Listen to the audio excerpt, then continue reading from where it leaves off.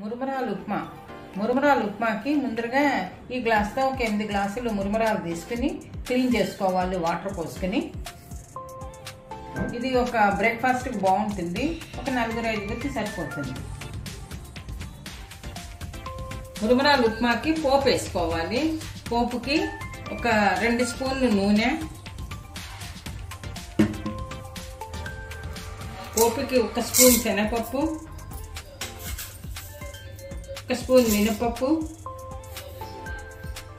కొద్దిగా 1/4 స్పూన్ ఆవాలు, 1/2 స్పూన్ జీలకర్ర, 2 ఎండుమిరపకాయలు,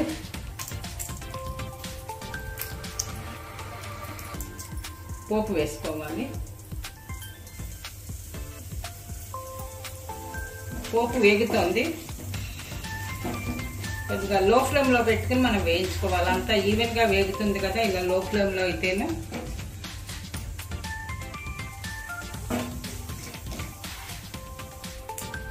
పోపు వేగింది.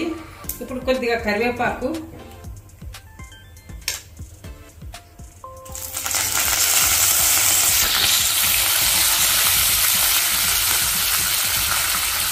పచ్చిమిరపకాయ ముక్కలు కారానికి చొక్కగా నేను 3 పచ్చిమిరపకాయలు వేసుకున్నా. చిన్న అల్లం ముక్క ఇలా గ్రేట్ చేసి పెట్టాను తురుము. ఒక 2 క్యారెట్లు కూడా ఇలా గ్రేటర్తో తురుముకుని పెట్టుకున్నా. కొద్దిగా పచ్చివాసన పోయేదాకా వేయించుకోవాలి. బాగా మిక్స్ చేసుకోవాలి.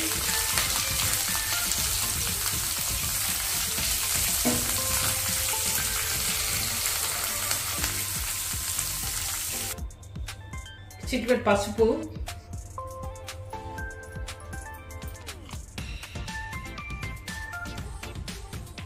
1 స్పూన్ కారం,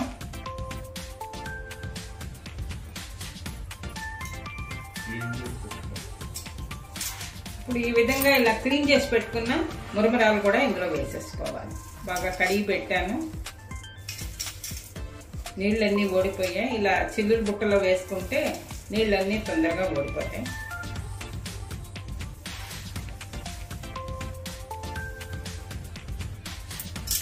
వేసి బాగా మిక్స్ చేసుకోవాలి.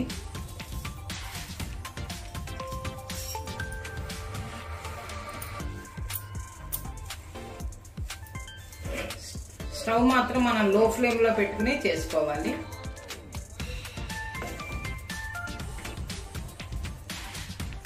చాలా ఈజీగా చేసుకోవచ్చు ఈ ఉప్మా.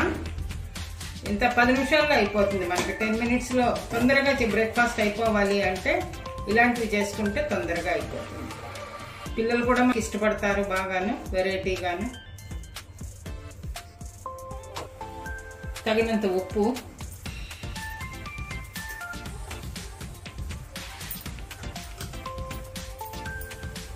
బాగా మిక్స్ చేసుకోవాలి. ఉప్పు కూడా అంతా కలిసేలాగా మిక్స్ చేసుకోవాలి. మురుమురాలు ఉప్మా రెడీ అయింది. ఇప్పుడు మనం చిన్నగా కట్ చేసి పెట్టుకున్న కొత్తిమీర కూడా పైన గార్నిష్ చేసేసుకుని బాగా మిక్స్ చేసుకుంటే మనం సర్వింగ్ బౌల్లోకి తీసుకోవచ్చు. స్టవ్ కూడా ఆఫ్ చేసేయచ్చు. ఇంకా